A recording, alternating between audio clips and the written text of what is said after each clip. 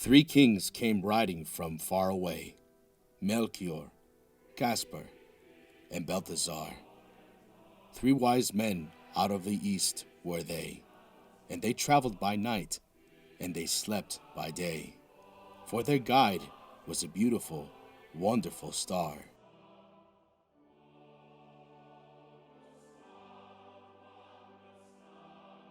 The star was so beautiful, large and clear, that all the other stars of the sky became a white mist in the atmosphere. And by this they knew that the coming was near of the prince foretold in the prophecy.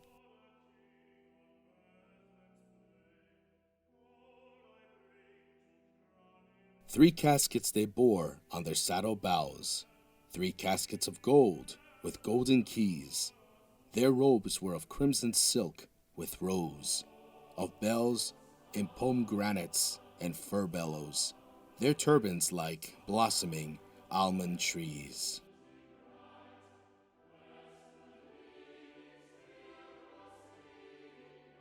And so the 3 kings rode into the west, through the dusk of the night, over hill and dell, and sometimes they nodded with beard on breast, and sometimes talked, as they paused to rest, with the people they met at some wayside well.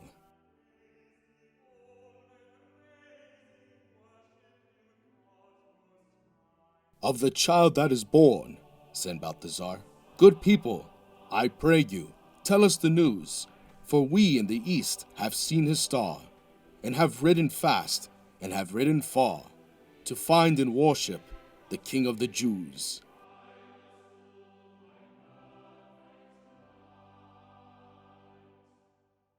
And the people answered, You ask in vain. We know of no king but Herod the Great. They thought the wise men were men insane, as they spurred their horses across the plain, like riders in haste who cannot wait.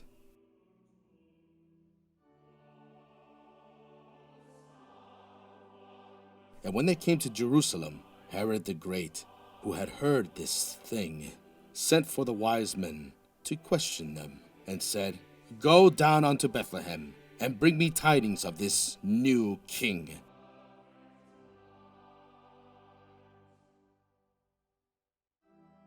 So they rode away, and the star stood still, the only one in the gray of morn.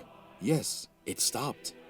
It stood still of its own free will, right over Bethlehem on the hill, the city of David, where Christ was born.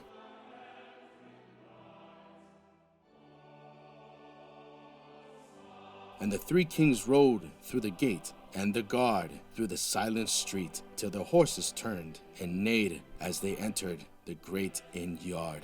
But the windows were closed, and the doors were barred, and only a light in the stable burned.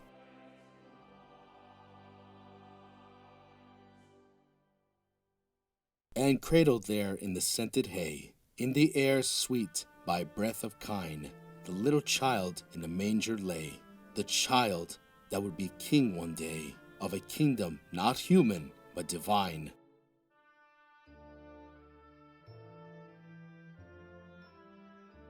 His mother Mary of Nazareth sat watching beside his place of rest, watching the even flow of his breath, for the joy of life and the terror of death were mingled together in her breast.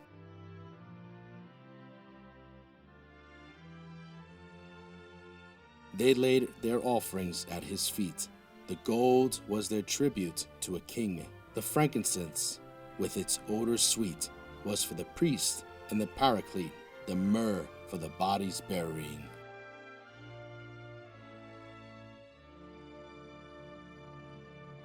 And the mother wondered and bowed her head, and sat as still as a statue of stone.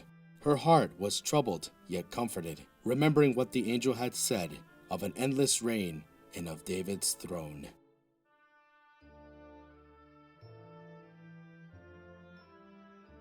Then the king rode out of the city gate with a clatter of hoofs in proud array. But they went not back to Herod the Great, for they knew his malice and feared his hate. and return to their homes by another way.